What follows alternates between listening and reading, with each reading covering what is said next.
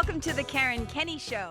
Hey, you guys, welcome to the Karen Kenney Show. I'm super duper excited to be here with you today. And I'm going to just start this episode with a little, I want to just do a little caveat. I'm doing little air quotes already, which tells you we're about to dip into some territory that might get a little click, click, buckle up for safety. And what I mean by this, I just want to start by saying this. We're all human. We are all clumsy. We all make mistakes. And there are always going to be times when we fall into either of the categories that I'm about to talk about. I just want to state that up front. Having said that, I feel free now to move ahead. So just know, a lot of times our humanity is on full display. Woo! Okay. So having said that, I think I'm going to call this sucker Varsity versus JV. Varsity versus JV. I'm going to tell a couple of stories, and then we're going to dive into some of the broader conversation around this topic and why it's been on my mind. So recently there was a situation that was going on, an interaction I was having with somebody. And when I was sitting with what had gone down and just kind of just the communication and the whole fucking shebang, you know, in my head, I heard this line and it just makes me laugh always. I'm like, that was a fucking JV move. I'm like, that was so JV. That was not varsity. Oh, so JV, for those of you who didn't play sports growing up, maybe you don't know. So usually when you try out for a sport, mostly everybody is hoping to get on varsity. They don't want to get on junior varsity. They don't want to get on, right, the quote unquote, let's call it for the less experienced group of athletes. Let's put it that way. Or, you know, so being on JV, I want to clarify, is not necessarily a bad thing. It just means you're not quite at that level yet. You're not quite ready yet. You're not quite equipped yet. You still have some growing, some learning, some whatever to do. And sometimes that might be a physical thing. Like literally you're physically still growing. You're not tall enough yet, strong enough yet, whatever. Like, you know, growing up here in New England or in Massachusetts, New Hampshire, you probably have heard of Cannibal Lake Park, right?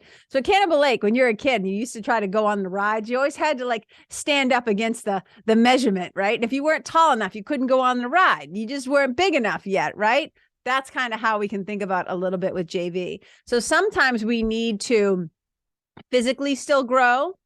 Sometimes your coach might say, this kid he can't handle the pressure yet. He's not mentally ready yet, or he's not emotionally ready yet, right?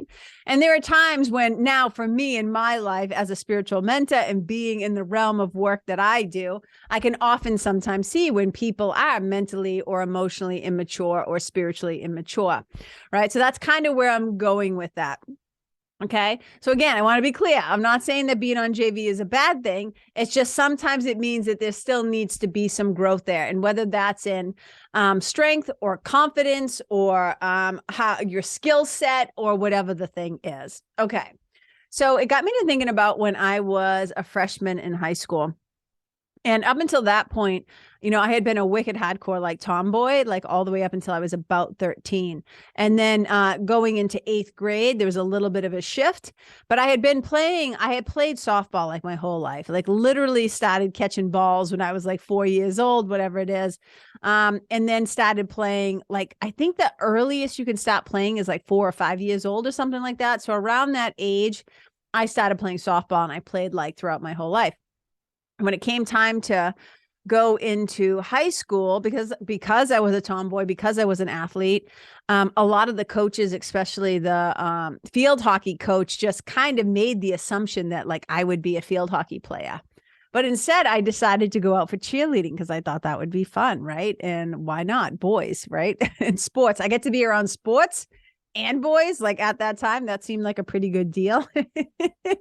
So when I first tried out as a freshman, the first week, I made the JV squad. They made me captain of the JV squad, but somewhere inside of me, it was just like, oh, like I hated, because I think I was at that point, I was a natural leader, right? Whether it was a combination of the big mouth or whatever, I don't know what it was. I made JV, but I was only on JV for a week and they moved me up to the varsity squad. So I was one of the first freshmen to ever make varsity cheerleading. And I was so excited. Like I was so happy and proud of myself. Like I didn't tell anybody that. I kept it all to myself, but I was really wicked excited. And so I just felt the difference. And I felt the difference not only within myself, but seeing the quality, right? Seeing that shift. And, you know, I use sports as an example because we can often see when a kid is on a JV squad and they're like, oh, that kid's going to make varsity next year. I have no doubt, because you can see the potential, you see where that thing's going. So this is where I kind of started to think about this whole concept of varsity and JV and where are we? Like, where are we in our development? And we can look at this as development as human beings, how we're showing up in our lives, in our relationships, how we're showing up in ourselves, like with ourselves and our habits and the things that we're creating and cultivating. But also we can look at this in business as well, right? Is somebody showing up as varsity, right? Are they like, hey, that's somebody who I want to work with because that's varsity material, right? Or, hey, this is like a JV coach, right? Do you know what I'm saying? And so when I started to think about this concept, I was having a conversation, you know, with my sweetie, and I was saying, you know, there's so many ways to think about this. And he's a professional musician, right? And as a professional musician, this is what he does for a living. He's not a weekend warrior. He doesn't have like a day job and then just go play like whatever. This is what he does for a living, right? He is a multi-instrumentalist. He plays guitar and bass and mandolin and keyboards and drums. And like, he's just ridiculously talented. He's also a singer. He's a songwriter and he's a producer. So like professional, this is what he does. And one of the things I'll never, ever, ever forget this. I'll never forget this. So there was a time, like, I don't know how many years ago, maybe 8 years ago or something like that, when there was a big ass stomach bug going around. And we all got it. And it took me like, I don't even know how many days to recover. You know, and there's a certain window where you stop being, what's the word I'm looking for? Like you can't pass it on anymore. You know, you might still have symptoms, but you're no longer, oh my God, I can't think of the word. What's driving me crazy, but you just can't infect other people with it. But I remember his turnaround time, like I was still like dying. And he's like, I've got a gig. I'm like, sweetie, how are you going to go to this gig? Like you've like been, you know what I'm saying? You know what comes with the stomach bug. And he's like, I've never not gone to a gig in like a gazillion years. And a gazillion years that he's been a professional musician, he had never missed a gig from having a cold or being sick or whatever. And he's like, professionals don't miss a gig. You show up, you gave your word. And the thing is that he was filling in for somebody else's band and he didn't want to let them down because he knew he was the backup. And I was just amazed at his level of professionalism. And that's one thing I will say about my sweetie. When he shows up for a gig, he is prepared. He is prepared. He will know the songs. He will like, I'm like, if you need a professional, like he is 100% a professional. And there have been times when we would say to each other, you know, I'd be like, how was the gig or whatever? Especially if he's like doing something he doesn't normally do, meaning he's not playing with one of his own bands or he's not doing his own solo work. So he's in a situation with other musicians. And sometimes he'll say, and he's not being mean, he's being honest. He'll be like, oh, yeah, so-and-so showed up, but their gear wasn't working or this was what's happening. And I'll look at him and I'll go, amateur. we start to laugh, right? Because that's an amateur move. And I heard this quote one time that I thought was fascinating. Now, I want to be really clear. This isn't me being a mean, judgmental person. This is kind of using like barometers of being able to, how do I say? So let me put it this way. Maybe it is a barometer of judgment, but judgment isn't always a negative thing, right? Especially in the spiritual community. I'm just taking a little sidebar. Stay with me, right? A lot of times we're so afraid to sound judgmental, but I'm like, there's a difference between making an observance. And sometimes we have to use our good judgment, right? We have to use our judgment and say, that person is not safe, or that does not sound like a sound idea. Like, I don't think, like, I get to judge whether or not something feels comfortable for me. So I think the word judgment sometimes gets a bad rap. So let me put it this way. So there are certain words, right? Like professional versus amateur, which are a way that maybe we codify or we say, hey, now somebody might be an amateur in one area in their life, but a total professional in another area of their life. So I want to be very clear here. I'm not throwing everybody in a box and labeling everybody one thing or the other. This is more of a way to self-assess. That's the word I'm looking for, assessment.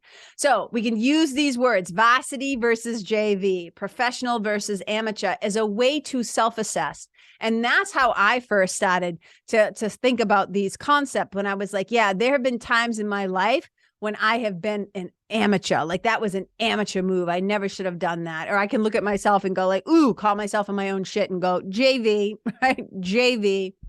But here's the thing, you can learn a lot by being on JV. And when I was talking with my sweetie about this earlier, he said, you know, here's the thing, if you are on JV and you pay attention, right? You pay attention to what's happening on varsity, that is an incredibly helpful thing. When you're on JV, be present, pay attention, and learn. Tuck your ego, right? This is me now, right? Check your fucking ego at the door. Recognize your position in your place and say, oh, this is right. This is how varsity does it. This is how the pros do it, and pay attention. And then of course you get to show up in your own way at that level when the time comes. But I heard this quote that I thought was fascinating. And I first saw it attached to an athlete who was trying to learn how to jump hurdles on a track. And it was a video of them, you know, trying to figure out how to get over the hurdle efficiently and effectively with great speed and not knocking them over. And I heard this quote and I got so curious and so fascinated that I went and Googled it, because I knew I was going to be having a conversation about this topic on the podcast. And this is the quote that I found. This is the quote that I heard in the video, but I wanted to know the source of it. So here's the quote that I heard. And it was a really, again, it was a really cool video watching somebody go through the process of learning how to jump hurdles. And it says, amateurs practice until they get it right. Professionals practice till they can't get it wrong. I'll say that again.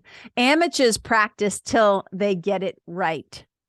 Professionals practice till they can't get it wrong. And I was so curious. I'm like, where did this come from? So I did a little research, and the first time this quote came up into the lexicon of the language was kind of around like 1902. Some school principal or school teacher or something, I think in Michigan, was the first one to say it.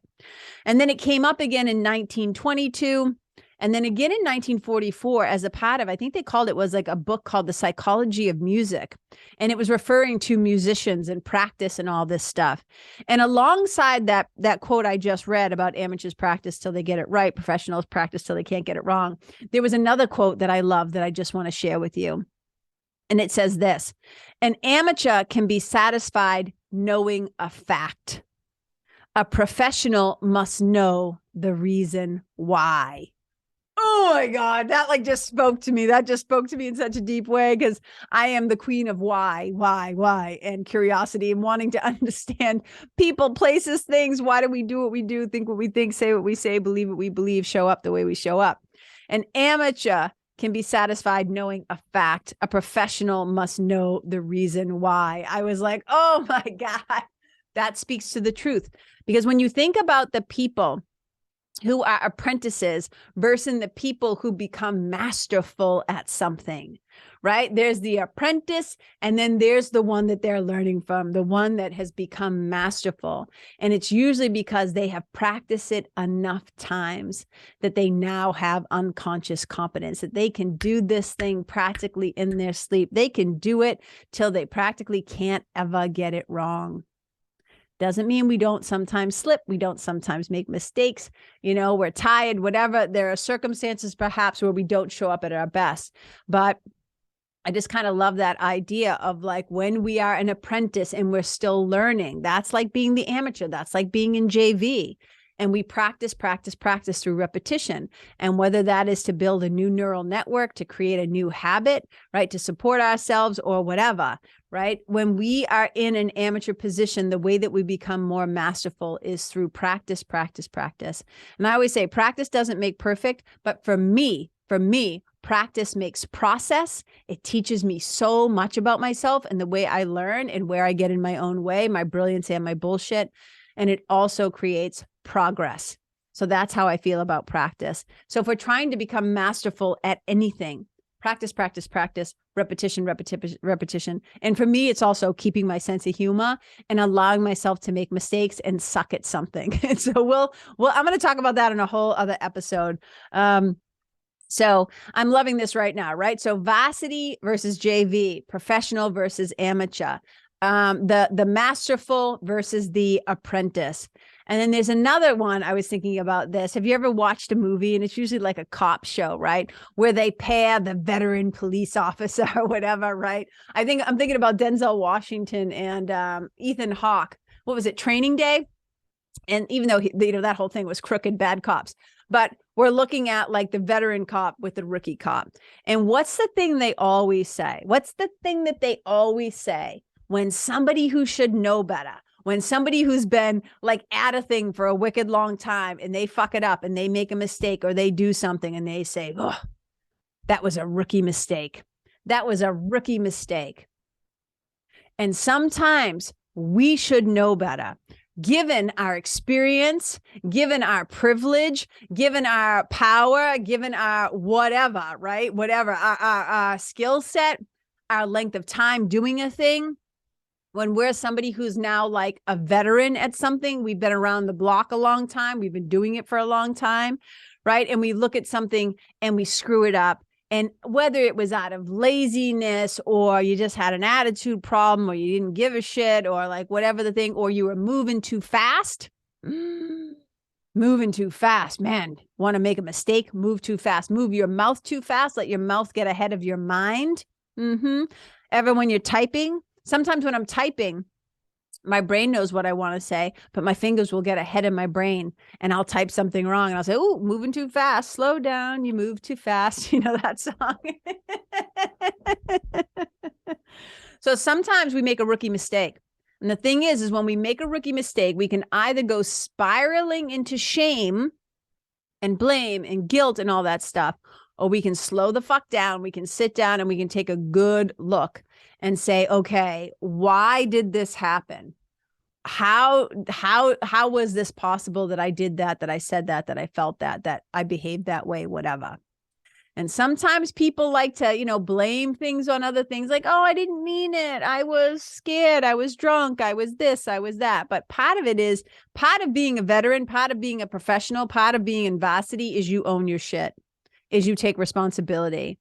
And you make amends when necessary. And you say, yeah, that was my mistake. It was a rookie mistake. I knew better, or I should have known better, or I should have slowed down, or I shouldn't have done the thing, or whatever.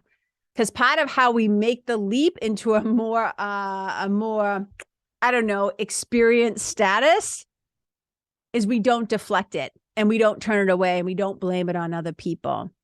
Now, there might be some circumstances sometimes in life, right? When something happens because you're stuck in it. And I often see a lot of times when there are people who are like in a position of the rookie and they're really coveting being the veteran and they don't want to put in the time and they don't want to hone their chops and they just want to skip to the head of the line and they don't want to stay in their lane and they just want all the glory. They want all the glory with none of the work.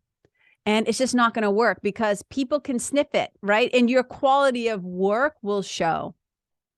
Again, we go back to an amateur can be satisfied with knowing a fact.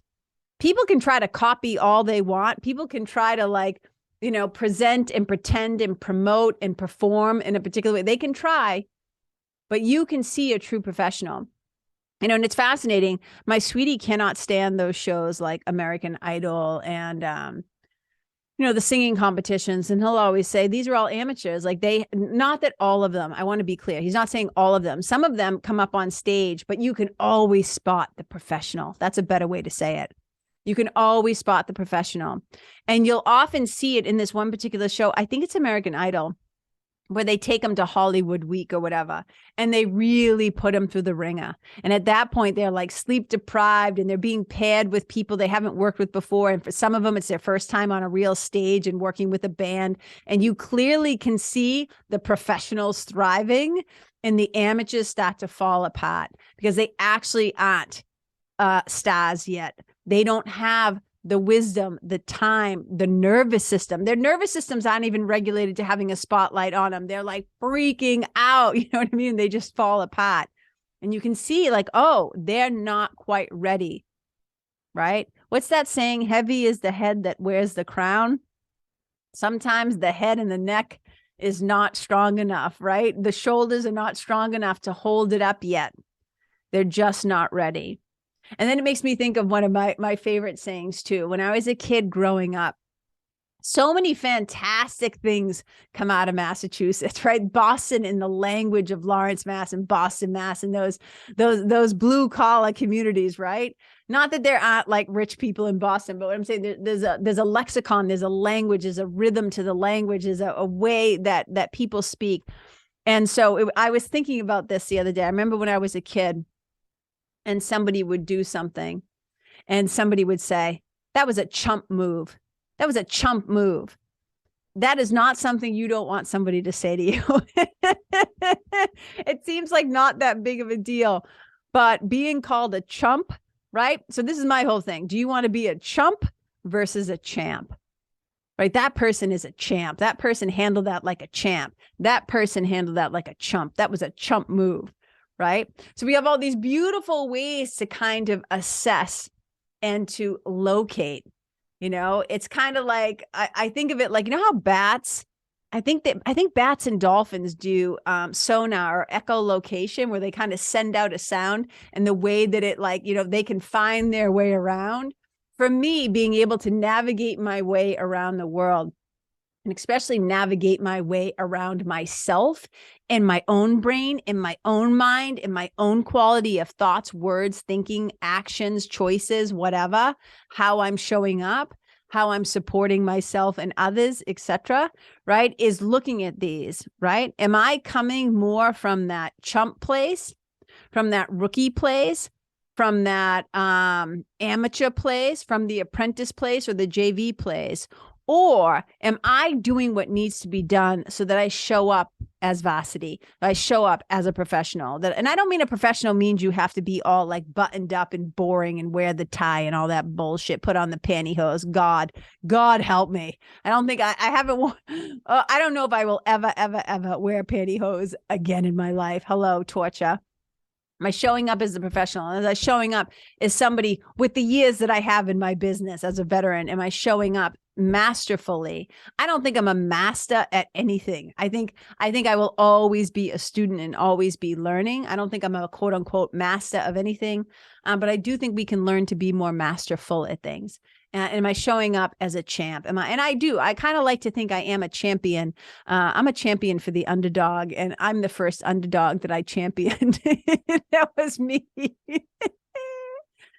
So you guys, I hope that this was at least fun. And for those of you who don't know, the official definition of a chump is somebody who is like a sucker, somebody who's foolish or stupid or can be easily tricked, right? That's what chump means. And so there's so many, I mean, isn't chump just like a great word though? Oh my God. So you guys, I hope this is helpful in some way. At the very least, I hope it made you laugh and gave you a chuckle about things. But this is a great way to assess something. Like if you're about to make a decision, you know, one of the things I always say to myself is, I want to show up as the best me that I possibly can. And I want to show up coming from a place of love instead of fear. Meaning, I do not want to let my fears, and fears look like a lot of things. Fear is like an umbrella term for a lot of things like anxiety, fear, shame, blame, guilt, attack, judgment, laziness, like all the things that keep me from fully standing in the truth of myself and who I really am, which is an extension of love, which is one of God's kids, which is like whatever, you can call it whatever you want to call it. Those are my words. Those are the words that I like to use, right? An extension of the divine. And so showing up as the light of the world, as A Course in Miracles says, not, and not the light, like I'm the only light, but my light, the light that I'm supposed to shine, right? The best me, the best version of me that I can be. We don't always get it right. I certainly don't always get it right. But one of the things is when you find yourself making a rookie move, that's when you can learn from it. If you're willing to take sometimes an uncomfy little look and go like, ooh, yeah, I made that decision out of fear, out of scarcity, out of whatever, right? For some people, it's showing up passive aggressively or being competitive or whatever. And if you don't recognize those things in yourself, that to me, I'm like, that's a rookie move. That's an amateur thing. They're not even aware that their own competitiveness or their own passive aggressiveness or their own scarcity of their own fear is keeping them from being able to move forward or, blah, blah, blah, figure it out. And the fastest way if you want to see yourself and how you're showing up is get in relationship with other people. Notice how you are in your primary relationships. Notice how you are in your work relationships. Notice how you are in your collaborations, right? And recognize, hey, am I showing up as VARSITY? Am I showing up like a champ? Am I showing up like a veteran and masterfully, like a professional?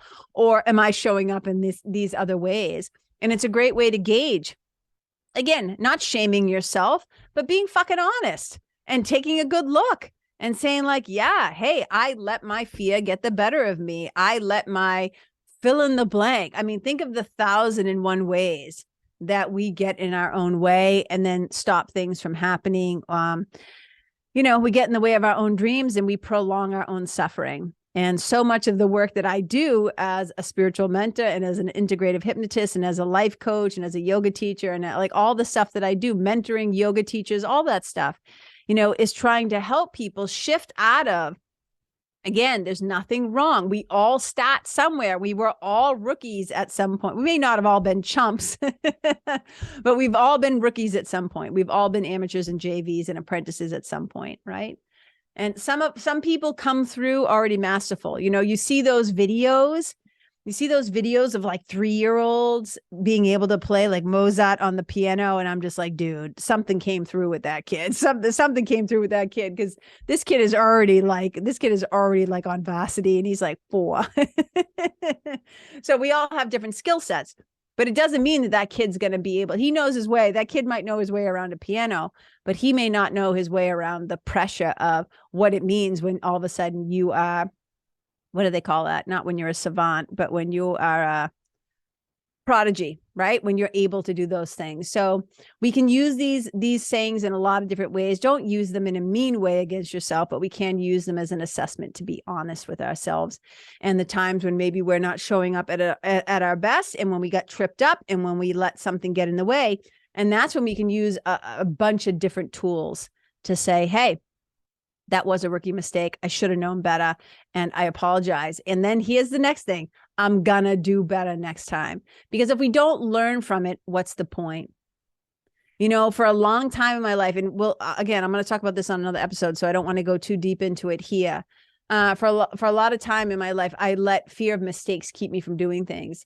And now when I make a mistake, I'm like, this is such a fantastic learning opportunity. How else am I going to learn if I don't quote unquote fail? And there's that quote that everybody loves to say, it's not failure, it's feedback.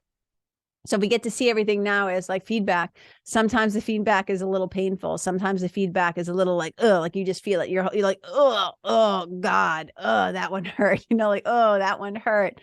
But I blew it.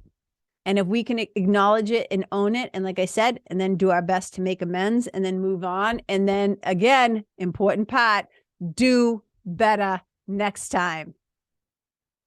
This is the way, as the Mandalorians say, this is the way. We don't just say, oh, and then come up with all these excuses.